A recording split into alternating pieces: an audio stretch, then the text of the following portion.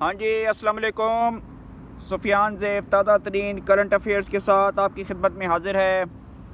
مجھے امید ہے کہ آپ کا دن اچھا رہا ہوگا، آپ خوش باش ہوں گے، ٹھیک ٹھاک ہوں گے۔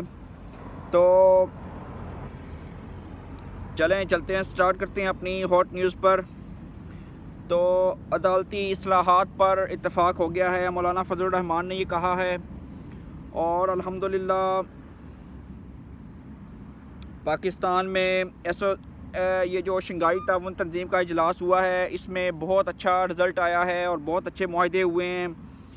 تو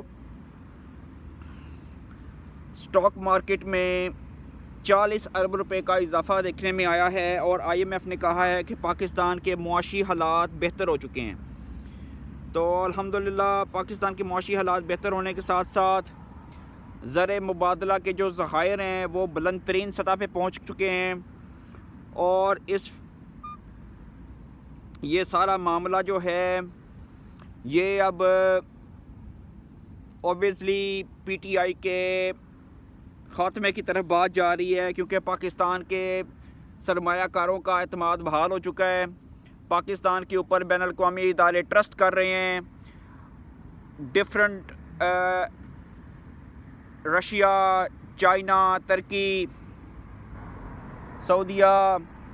قطر، ملیشیا، سارے لوگ پاکستان میں آ کے انویسٹ کر رہے ہیں، اور یہ بات اسرائیلی، امریکن اور انگلینڈ کے لوگوں کو بالکل پسند نہیں آ رہی، اور وہ پاکستان میں ہر طرح کے جو ہے وہ کر رہے ہیں، معاملات خراب کرنے کی کوشش کر رہے ہیں۔ سننے میں آیا ہے کہ نون لیگ اور پی پی جو ہے وہ آئینی معاملات سے پیچھے ہٹ گئے ہیں، اور 2-4 سینٹر جن میں اختر مینگل اور دوسرے جو گروپ شامل ہیں، تحریک انصاف کے سینیٹرز، انہوں نے اپنے آپ کو جھنڈی دکھا دی ہے اپنی پی ٹی آئی کو اور اختر مینگل گروپ کو،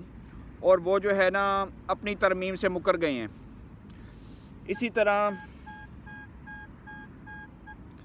اسی طرح یہ جو آپ کی مولانا فضل الرحمان صاحب ہے، یہ بھی تھوڑے سے مسئلے مسائل کرتے ہوئے نظر آ رہے ہیں، اور ان کے بھی 15 سے 20 ایم این ایز جو ہیں وہ پی ٹی آئی کے اور ان کے منحرف ہو چکے ہیں، اور وہ یہ کہہ رہے ہیں کہ بھئی ہم جو ہے نا آئینی ترامیم کے آپ کے ساتھ ہیں یا نہیں ہیں۔ تو ابھی عرفان صدیقی صاحب جو ہیں، ان کا جو بیان آیا ہے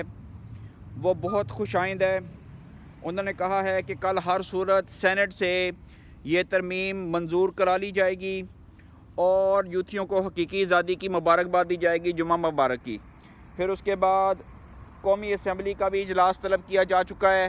اور اس میں بھی جو ہے نا یہ معاملات ڈسکس ہوں گے، اور انشاءاللہ تعالیٰ ترمیم منظور کر لی جائے گی۔ اب میں آنا چاہتا ہوں اس بات پہ کہ اسرائیل نے یہ دعویٰ کیا ہے کہ انہوں نے حماس کے جو سربراہ ہیں ان کو شہید کر دیا ہے، اور اگر یہ دعویٰ سچا ہے تو مسلم امہ کو یہ سوچنا چاہیے کہ یہ کیا معاملات ہیں، اور یحییٰ سنوار کو شہید کرنے کا حماس کے سربراہ کو، یہ کب تک ہم غزہ میں اپنے مسلمان بھائیوں کا خون اٹھواتا دیکھتے رہیں گے؟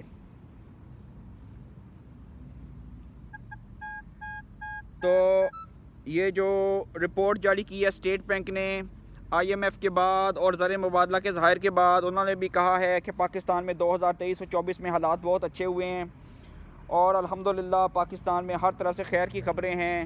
یقین کریں سٹاک مارکیٹ اور ہر چیز اپنا ریکارڈ بنا رہی ہے۔ اب آتے ہیں اس فتنے کی طرف جو یہ پنجاب سے شروع ہوا، لاہور سے، اور لاہور میں مریم نواز نے اس بچی کو سامنے رکھ کے، پروفیسرز کو سامنے رکھ کے، ان کے والدین کو سامنے رکھ کے یہ بات واضح کی کہ کسی طرح کے بھی فتنے کو کوئی اجازت نہیں ہونی چاہیے کہ وہ پاکستان میں، لاہور میں یہ فساد کر سکیں۔ مریم نواز خود آئی اور انہوں نے ان کو آن بورڈ لیا۔ آن بورڈ لینے کے بعد انہوں نے اس سارے معاملے کو ٹیکل کیا اچھی طرح، لیکن آج انہوں نے وہاڑی میں اور پنڈی میں پنجاب کالج کے کیمپس کو جلا دیا ہے، اور سننے میں یہ آ رہا ہے کہ ایک دو چوکیداروں کو بھی جو سیکیورٹی گارڈ تھے بیچارے ان کو بھی قتل کیا گیا ہے. تو یہ ایک اور جو ہے نا وہ کرنے کی کوشش کی جا رہی ہے 9 مئی، لیکن انشاءاللہ تعالی لا اینڈ انفورسمنٹ ایجنسی اور مجھے مریم نواز پہ خاص طور پہ بھروسہ ہے کہ وہ اس طرح کی کوئی کارروائی نہیں ہونے دیں گی جیسے شہباز شریف نے اور نواز شریف نے ان کو ماضی میں پنپنے دیا اور 6 ماہ کے دھرنے کرنے دیے. تو سننے میں یہ آ رہا ہے کہ یہ ایک طارق ملک صاحب ہیں جو نادرا کے چیئرمین رہے ہیں، اور انہوں نے نادرا کا ڈیٹا عمران خان کے دور میں کینیڈا کے جہاں سے اسرائیل کے یہ لوگ واٹس ایپ گروپوں کے ذریعے آپریٹ کرتے ہیں، وہاں پہ ان کے فون نمبرز، نام، اور جہاں جہاں پہ یہ رہائش پذیر ہیں ان کو یہ فیک نیوز پرووائڈ کرتے ہیں، اور وہاں سے پھر یہ ڈیفرنٹ جو ڈیٹا ہے اس کو فیک نیوز کا ان کے واٹس ایپ گروپوں کے ذریعے ان صارفین کو بھیجا جاتا ہے جو کہ پی ٹی آئی کے سپورٹر ہیں یا پی ٹی آئی کے نمبر رجسٹرڈ تھے نادرا میں. تو جب یہ ڈیٹا دیا جاتا ہے پھر اس کے بعد یہ شبنم گل اور موعد پیرزادہ، مطیع اللہ جان، اسد طور اور عمران ڈیاز خان، اجمل جامی اور یہ جو اس طرح کے 2 نمبر فیک حرام خور، بے شرم، غدار، بغیرت انسان جو پاکستان میں پیسہ لے کے پروگرام کرتے ہیں اور پاکستان کی مفاد کے خلاف یہ کام کرتے ہیں، ان کو یہ آگ بھڑکاتے ہیں اور عوام کو ورگلائی کرتے ہیں. تو پنجاب میں کل سارے اسکول کالجز بند کر دیے گئے ہیں 1 دن کے لیے، اور یہ یوٹیوبرز کو لگام ڈالنے کی ضرورت ہے اور دیکھا جائے کہ یہ غلط فیک نیوز کہاں سے آتی ہے. حالانکہ اس بچی نے کہا ہے کہ خدا کا واسطہ میری ٹانگ خراب تھی، میں کالج نہیں آ سکی، لیکن انہوں نے پنجاب گورنمنٹ نے اس فتنے کو پنپنے دیا 3-4 دن کے لیے اور قانون کو سخت نہیں کیا، اور فیک نیوز کی وجہ سے کچھ لوگوں کی جان گئی اور جو ہے نا بلڈنگ نظر آتش ہوئی اور لوگوں کے تعلیم، کاروبار، سکون، ہر چیز کا نقصان ہو رہا ہے. تو اصل میں یہ جو عامر محمود ہے یہ بہت بڑا یوتھیا ہے اور اس کے کوئی 100-125 کے لگ بھگ کیمپسز ہیں، اور یہ شبنم گل، فرا گوگی، فیض حمید نیٹ ورک، اور خاص طور پر یہ عمران خان کی مشوق، عمران خان کی سہیلی، عمران خان جس کا یار تھا عائلہ ملک اس کا عاشق ہے، اس کو اس نے بنگلہ لے کے دیا ہے. شبنم مجید کو بھی جو کہ زرتاج گل کی بہن ہے، سمینہ پاشا بھی اس میں ملوث ہے جو کہ یوٹیوبر ہے، اور اس کے ساتھ ساتھ وہ طارق ملک، فیض حمید اور یہ سارے گروپوں، یہ میسج چلانے والے ہارون الرشید وغیرہ اس فیک نیوز کو آگے بڑھاتے ہیں. اور یہ جو پورا نیٹ ورک ہے اس کو ایکسپوز کرنا ہمارا کام تھا، اور آگے پنجاب گورنمنٹ کو چاہیے کہ اس کے اوپر سٹیپ لے اور ان یوٹیوبرز کو اور ان حرام خوروں کو فیک نیوز کے ذریعے جو پھیلاتے ہیں پاکستان میں. میں نے اپنی 1-1.5 مہینے کی ویڈیوز میں بتایا تھا کہ P T I Hare دھندا use کرے گی، کبھی جمائمہ کو، کبھی اسرائیل کی اخباروں میں،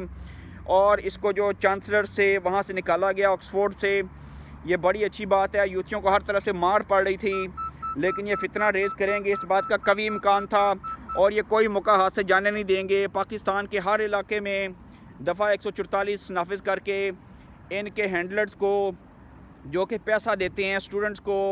اور ٹیچروں کو، پاکستان کی بیوروکریسی کو،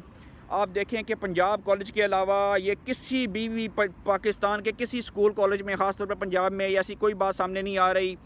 تو اس کو پنپنے سے روکنا چاہیے. اور یہ جو عائلہ ملک ہے، شبنم مجید ہے، اس کو پکڑ کے، یوٹیوبرز کو پکڑ کے 1 ہفتے کے لیے ان کو حقیقی آزادی کے لیے اور ان کو جو ہے نا نیا پاکستان بنانے کے لیے، انقلاب لانے کے لیے اور تنظیم سازی کے لیے، اور 2 نہیں 1 پاکستان بنانے کے لیے ان کو ذرا جیل یاترا کرانی چاہیے، مچھ جیل کی، اور وہاں پہ جا کے ان کو لتر پھیرے جائیں، ان کے پیچھے استریاں پھیری جائیں. پھر میں دیکھتا ہوں یہ کیسے بکواس کرتے ہیں، ان کا سافٹ ویئر اپڈیٹ نہیں ہوتا. باقی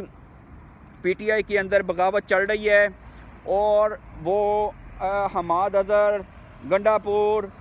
مراد سعید اور اسد کیسر اور یہ سارے ایک دوسرے کے اوپر